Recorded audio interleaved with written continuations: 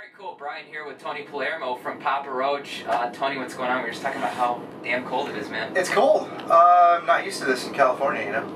Yeah. But it's okay because I don't have to live here. Or not here, but I don't have to live in it, so I get to wear a jacket, you know? California, man, we didn't even wear a jacket all last year.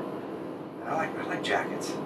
Last winter was fucking cold here, man. So I'm That's just filling you in on what you missed out on, or what you didn't miss out on. But yeah, isn't that normal though here? You guys are just, you know, it's always cold. It's not always, but, you know, beautiful in the summer though here. Yeah, alright, well you guys are touring for F.E.A.R. It's the latest record. Right. Talk about the process. I know Kevin, Churko, and those guys, they produced this one. What kind of influence did that have on this CD? Yeah, Kevin and Kane, his son, yeah, I mean, the whole reason why we chose to work with them was, you know, due to their previous production quality releases. Yeah, they've done, what, Five Finger? They've done Five Finger in this moment. Obviously. Like the Blood record, we were just like, that sounds, you know, just badass. So we took a couple meetings with them, and, you know, and all those guys from the bands were like, you gotta work with the Churkos, man. And, you know, we're just like, all right, cool, you know. So we met him, and we're just like, yeah, this could work, you know, he was cool, and his son Kane. So yeah, we ended up going in with basically no material. Which was something different from the last couple Totally different from any album. There's always like stuff, really. I mean, you know, there's always ideas, you know, we do a lot of stuff on the computer, and, you know. So we went in with basically no ideas, which was nerve-wracking for a few of us, you know. But after we finished the first song, which was Broken As Me, the third track on the record, it was just like, oh, okay, well that's a pretty banging song. So we're just like, all right, I mean, yeah, is that scary coming in not having any shit yeah. out? Yeah, considering the fact that, you know, we were sort of on a time, you know, restraint on this one. It was just like, you know, we didn't spend 6 or 8 months like we did on The Connection. You know, we were in our own studio, and we just kind of we were just kind of rolling with it, and just whatever came out, you know, and there was no real, like, hard deadline. So this one we knew that we only had that studio for a certain amount of time, so we just had to put our heads down and get right to work, you know. Yeah, I know, like, what, different producers, like, different songs, you know, all that. Mm-hmm. But, you know, what was it like, you know, the cohesion of, like, some different styles and all that, you know, how different was that? Just, well, that's the thing. When you guys were all staying together, it wasn't out in LA, completely out of the comfort zone then? Yeah, you know, we rented a house out, you know, outside the strip a little bit, and, you know, we're used to living together. Obviously, we're on the bus, and we're fine with that. Like, our label's like, are you guys cool with living together in a house, or should we just get all, like, hotel rooms? And we're just like, no, let's post up in a house, you know, it's more homey vibe, you know, and we each had our own bedroom, and it was fine, you know. But as far as working with the producers, it's just like, they totally brought their thing to the table, you know, and made us feel a little more comfortable, knowing that, you know, they have a good track record, you know, and just the knowledge that they bring to the table, songwriting and production and just sonic sounds. It's just, we were pretty comfortable, you know, and I think they brought a lot out of us, you know, which is something that you hope that because you never know until you start working with somebody, right? You know, and it's like, it's either gonna go really smooth, or, I mean, there's always like some things where you just, no, maybe let's try this, you know, whatever. But for the most part, man, we were just nailing it, and just really, like you said, cohesive between the band and the producers, and just getting it done, you know. It felt really good at the end. Just like, yeah, all right, we'll work with them again. Warrior, the first single you guys actually did with Royce da 5'9" from Slaughterhouse. Yeah.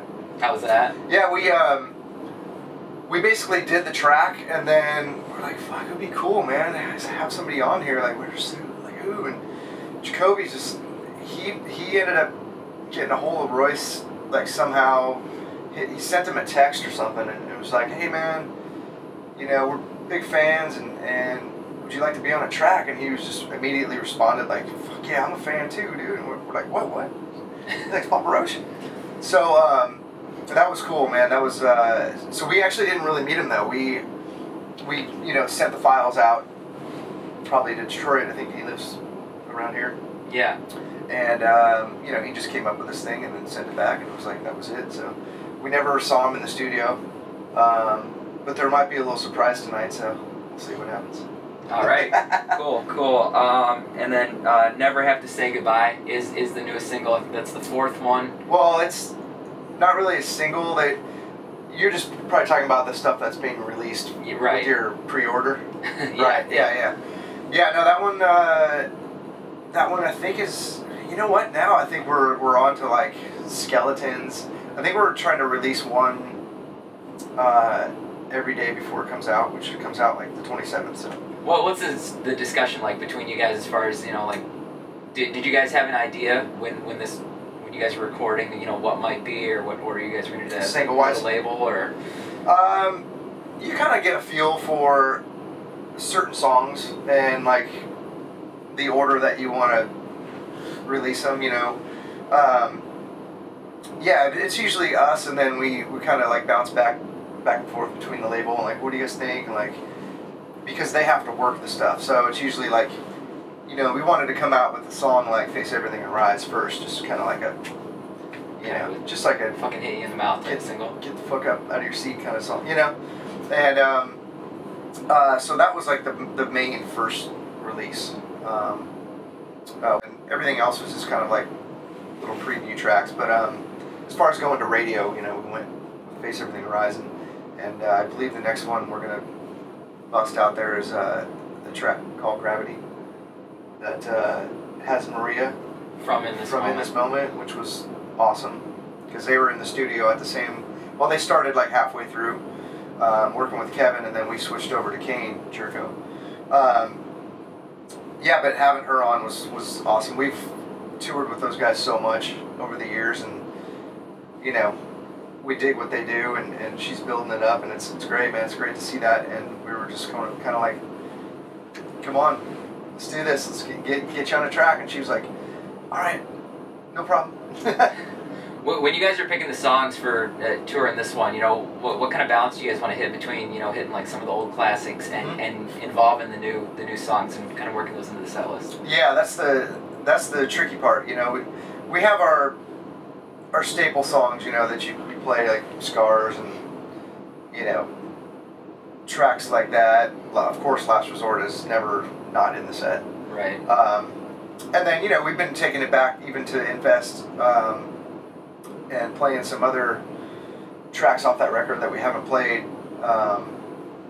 and you know, we just like to throw, you know, you gotta make the people happy, and then we have to make ourselves happy too. So we're kind of like, you know, throwing the new ones in as much as we can. Right now, because the record's not out, we're playing like 2 new ones a night. So, but they're tracks that people will have heard already, even if they don't have the record yet, because it's not out. So yeah, we try and find that balance where, you know, it's you put together a set, and it also comes down to like your set length. You know, if we have a longer set, we'll take the set down dynamically more. But this tour is like 65 minutes, so I think the song Forever is like basically the lowest like dynamic we get, you know, and we'll take it back up after that, you know. So it's really important for us to have some peaks and valleys, you know, so it's just not like in your face the whole time, you know. I think you guys are playing some festivals too this summer. Carolina Rebellion, I think is on there. I think there's the big one in Oklahoma. Yeah, Rocklahoma. Yeah, what's it like getting a chance to play? I mean, you guys have been around with a lot of other bands on tour, but getting a chance to get together with all those guys, you know, how crazy is that? Yeah, it's always fun, man. I mean, you know, we know a lot of people, and just, you know, just hanging with our peers is awesome. Going out and rocking the same crowds, it's cool. There's always like a little competitive vibe going, you know, which it's just a healthy thing, you know. It's not like we get off stage and just go, we just blew you guys away, or you guys blew us away, you know. Just more bringing the energy up. It's just bringing the energy up, and like just, you know, making the people have a good time, you know. Not making them, but allowing them to have a good time, you know. And you know, plus you get to catch up with friends, and I hardly see anybody when I'm home in LA, and I always see all my buddies like out on the road. So it's tight. time for that too, you know. What do you listen to on the road? God, Or what do you listen to right now? depends, man. I mean, I listen to a lot of different stuff. Old funk. I love the new Slipknot. Yeah, I saw that on your Twitter. You're listening to that. Great CD. Yeah, man. You know, that's kind of my new favorite CD. Everything in between, you know, like we listen to a lot of rock, a lot of 90s, like Nirvana. I'm a big fan of a band called Quicksand, which I don't know, a lot of people maybe haven't heard of, but you know, I have pretty eclectic taste. We like to come off stage and ease out of the moment on stage with a little Miles Davis. You know, kind of brings us back down to chill mode. You know, so it's all over the place. We like pretty much everything. Cool, man. Well, it's gonna be energetic tonight for sure, and I'm looking forward to that surprise that you guys sold got. out Detroit. We're so stoked.